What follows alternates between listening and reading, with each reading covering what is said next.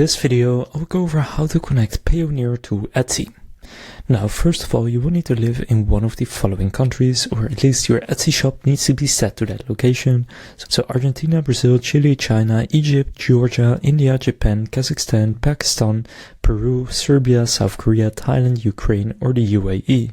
If you live in one of those countries, then this is possible.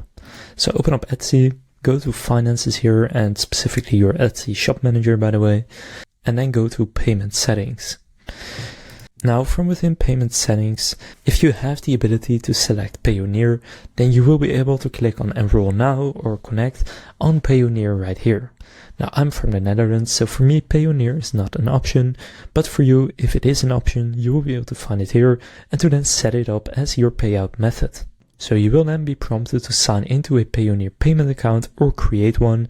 And if you need to sign up for a new Payoneer payment account, you will be asked to enter your personal details to verify your identity and your financial information. So that's how to connect Payoneer to Etsy. If this video was helpful, please consider leaving a like and subscribing to my channel. With that being said, I will see you in the next video.